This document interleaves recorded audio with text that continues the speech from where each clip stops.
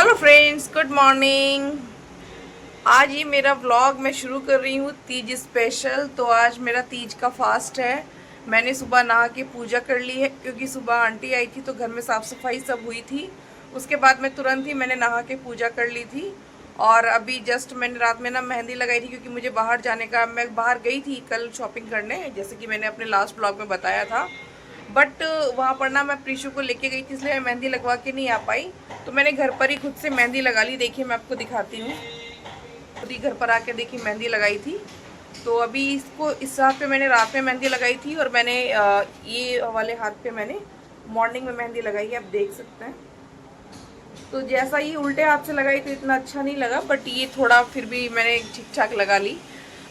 तो मैंने मॉर्निंग में चाय बना दी थी तो प्रीशु के पापा ने चाय पी ली है, प्रीशु ने दूध पी लिया। तो वो दोनों अभी सो के उठे हैं, थोड़ी देर हुई है। और मैं सो के उठी थी तो अभी मेरे पास थोड़ा टाइम है क्योंकि पूजा शाम में होगी। और मॉर्निंग की पूजा मैंने कर ली, जो नॉर्मल रूटीन की पूजा होती है मैंने सिंपल वैसे ही की। तो शाम में जैसे भी पूजा होगी, कैसे कैसे मैं क्या क्या करूँगी वो सब कुछ मैं आपको दिखाऊँगी। तो फिलहाल अभी मेरे पास थोड़ा टाइम है तो मैं अपना थोड़ा ब्लॉग एडिट कर लेती हूँ। तो मिलती हूँ आपसे थोड़ी देर बाद। यहाँ पर मैं अच्छे से रेडी हो गई थी, शाम का टाइम हो गया था, पूजा का टाइम हो रहा था। तो मैंने सारी पूजा की तैयारी पहले से कर ली थी, उसके बाद मैं रेडी हो गई थी।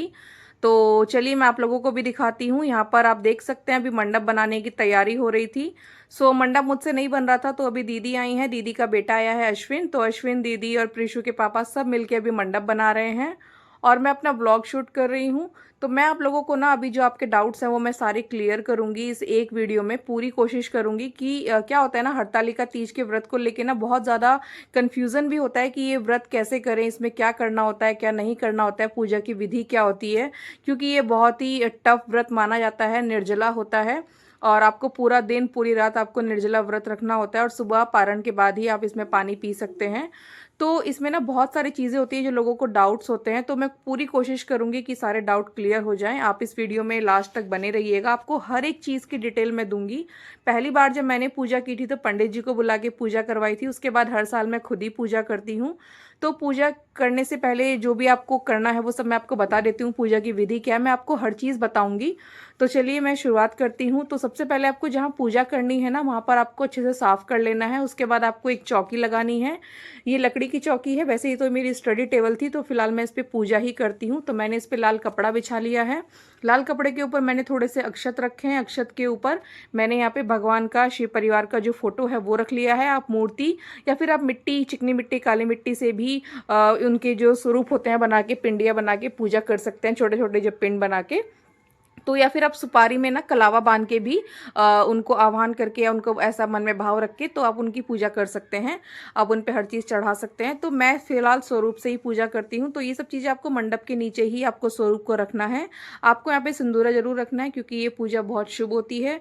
आपको साइड में आप देख रहे होंगे, अब मैंने यहाँ पे कलश स्थापना की है। कलश स्थापना की जो विधि है उसमें आपको क्या करना है, सबसे पहले आपको अष्टदल कमल बनाना है अक्षत से। फिर आपको एक लोटा रखना है, लोटा में पहले गंगा जल और उसके बाद उसमें जल भरना है। आपको उसके मुख पर मोली या कलावा बांधना है। आप दीपक का कलश या फिर नारियल का कलश भी बिठा सकते हैं। मैंने यहाँ पे नारियल का कलश बिठाया है और नारियल पे भी आप तिलक लगाएंगे और स्वास्तिक बनाएंगे। आप कलश के ऊपर बंद वाला स्वास्तिक बनाएंगे तो ज़्यादा अच्छा है। इसके साथ साथ आपको गेंदे के फूल की माला भगवान को अर्पित करनी है। भगवान का जो स्वरूप है शिव परिवार और जो ये कलश देवता है वरुण देवता है, आपको इनको आवाहन करना होता है। इस भाव से आपको ये कलश स्थापना करनी होती है। तो यहाँ पर मैंने गेंदे के फूल की माला चढ़ा दी है। इसके साथ ही साथ मैंने घी का दीपक जलाया है और यहाँ पे मैंने चौकी पे ही रखा है। और एक मैंने जो अखंड दीपक होता है वो मैंने तिल के तेल का दीपक वो मैंने नीचे रखा हुआ है। आपको धूप दीप अगरबत्ती जो भी जलाना है वो आप ज़रूर जलाइएगा। साथ में मैंने यहाँ पे 2 लकड़ी की डलिया ली है, उसमें मैंने 5-5 फल रखे हैं, मौसमी जो कि फल हैं।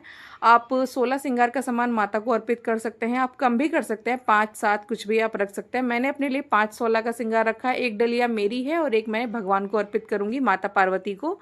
तो यहाँ पर मैंने मौसमी फल उसमें रखे हैं, श्रृंगार का सामान रखा है। उसमें जो बहुत ज़रूरी सामान है मैंने 5 वही रखा है, जैसे कि चूड़ी, बिंदी, सिंदूर और आप उसमें काजल या मेहंदी रख सकते हैं, नेल पॉलिश, लिपस्टिक, आप कुछ भी रख सकते हैं। 16 श्रृंगार में बहुत सारा सामान होता है। कंघा सीसा आप ज़रूर रखें, एक लाल कपड़ा आप उसमें ज़रूर रखें 1.25 मीटर, तो ये बहुत ज़रूरी है।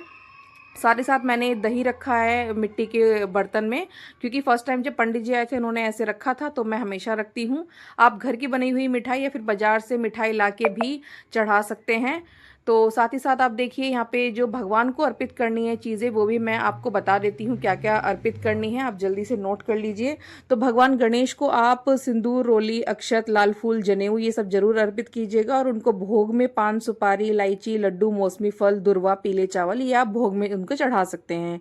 भगवान भोलेनाथ को आप चंदन, भस्म, सफ़ेद फूल, भांग, धतूरा, शमी पत्र, धोती, अंगोछा और ये बेलपत्र होता है, ये सब आपको जरूर चढ़ाना है। और भोग में आप उनको मौसमी फल, मिठाई, सफ़ेद चावल, गाय का दूध, गंगा जल, गाय का घी ये सब आप भगवान को चढ़ा सकते हैं। ठीक है, भगवान को जनेऊ भी आपको चढ़ाना है, और जनेऊ आपको वरुण देवता जो कलश देवता है उनको भी चढ़ाना होता है। ठीक है, आपको माता पार्वती को श्रृंगार का सामान जो 16 श्रृंगार है, जो भी आप श्रृंगार का सामान चढ़ाते हैं, रोली, चुनरी, कुमकुम, लाल फूल, ये सिंदूर माता को आप आज के दिन जरूर लगाइएगा। जो पूजा का सिंदूर होता है अपने सिंदूरा में से आपको नहीं लगाना है, पूजा का सिंदूर होता है वो माता को लगा करके फिर उसी उंगली से वापस उस डब्बी में नहीं लगाना, आपको अपने माथे पर लगा लेना है, अपने मांग में। तो ये होता है सिंदूर लगाना, तो आप ये कर सकते हैं, आप जरूर करना चाहिए। तो यहाँ पर अभी सबसे पहले सब कुछ मैंने कर लिया है। अब हम हाथ में ना फूल और अक्षत लेके पहले संकल्प लेते हैं। हालांकि संकल्प सुबह सुबह सो के उठ के ही हम ले लेते हैं कि आज हमारा व्रत है, इस तरह से हम मन में भाव रखते हैं। तो फिलहाल अभी देखिए यहाँ पे हाथ में हाथ में ये अक्षत और चावल ले करके हमें पूजा करना शुरुआत करते हैं। तो ये हम मन में जो भाव होता है हमारे पूजा को लेकर, वो भगवान को हमें बोलना चाहिए मन में, और फिर हमको भगवान के सामने ये चढ़ा देना चाहिए। तो उसके बाद देखिए आपको एक एक करके सारी चीज़ें माता को पहले भगवान गणेश को अर्पित करनी है, फिर माता पार्वती को, उसके बाद आप भगवान भोलेनाथ को अर्पित करते हैं। तो यहाँ पर आपको सबसे पहले जो मैंने चीज़ें बताई सब कुछ आप चढ़ा दीजिएगा, और सब कुछ एक एक करके। और माता पार्वती को आप 16 श्रृंगार का जो सामान है टोकरी में, ये आपको उनसे थोड़ा सा उनको बस स्पर्श कराना होता है। और आप कपड़ा अगर नहीं है आपके पास लाल कपड़ा, तो आप कलावा भी माता पार्वती को चढ़ा सकते हैं, लेकिन कपड़ा चढ़ाएंगे तो ज़्यादा शुभ रहता है। वैसे तो इस व्रत में रात को सोना नहीं होता है, बट कुछ लोग 12 बजे के बाद सो जाते हैं। तो आपको जो अखंड दीपक आपने जलाया है, तो उसमें आपको बीच में 1-2 बार उठ के तेल डालना होता है। साथ ही साथ आपको सुबह नहा के फिर से पूरे विधि विधान से पूजा करनी है, आरती करनी है। उसके बाद आपको पारण करना होता है। तो पारण करने से पहले आपको दान का सामान निकालना होता है। एक व्यक्ति के खाने का सामान आपको निकालना है, दाल, चावल, आटा, हल्दी, नमक, मिर्च, आप उसमें 2 आलू भी रख सकते हैं। और साथ में जो आपने फल चढ़ाए हैं डलिया में वो, और साथ में जो मिठाइयाँ हैं और 16 श्रृंगार का सामान है, कुछ दक्षिणा के साथ आपको मंदिर में दे के आना है, या आप किसी पंडित को दे सकते हैं। उसके बाद ही आपको सूर्योदय के बाद जल पीना होता है, या फिर कुछ लोग 5 बजे या 4 बजे भी पी लेते हैं। तो आज तीज है, अनुराग जी की वाइफ का बर्थडे है, वो लोग आने वाले हैं। आप लोग ब्लॉग में कंटिन्यू रहिए। ये देखिए अनुराग सर हमारे यहाँ है, आज मैडम का बर्थडे है, दीदी भी है, आज रात का खाना भी फ्री में हो रहा है, कल रात का भी हुआ। सब लोग बर्थडे सेलिब्रेशन के लिए बाहर गए थे, बाहर सब लोग अभी केक कट कर रहे हैं। मैं नहीं गई थी क्योंकि प्रीशु सो रही थी, और घर में ना अखंड दीपक जल रहा था, तो घर में भी कोई होना चाहिए था। वैसे भी मेरा फास्ट था। तो चलिए आप लोग ब्लॉग में बने रहिएगा। जला ही ना माचिस हाथ में धर के। तो दीदी हम तो जला ही देंगे, हम तो आंधी में भी जला देंगे, तुम बोलो तो बस जला देंगे, फिर कुछ कहोगे।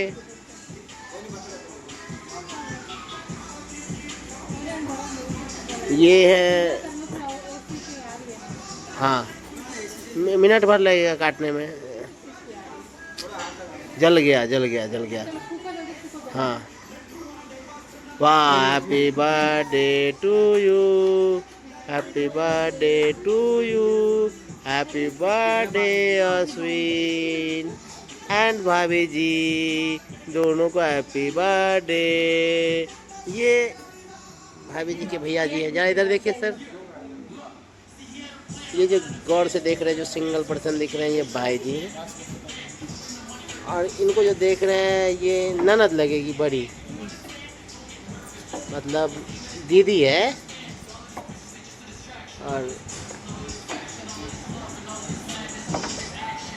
और ये जो फोटो की जरा मैं हूँ, मैं मतलब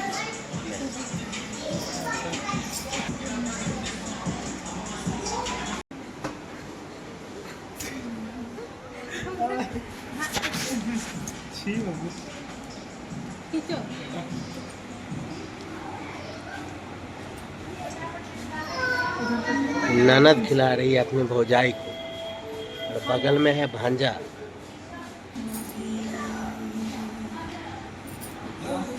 ये प्यारी माँ अपने दुलारा इकलौता सुपुत्र अश्विन को केक खिलाते हुए। बहुत शुभ दिन है। जब अनुराग सर का बर्थडे था तो उस दिन जन्माष्टमी था। आज मैडम का बर्थडे है और अश्विन का बर्थडे है, तो आज हम बिहार में तीज होता है। मतलब पूरा व्यवस्था है, मगर किस्मत बहुत अच्छा है कि हम लोग सिर्फ दीदी ही तीज रखी है और मेरी मैडम रखी जो कि घर पे ही है।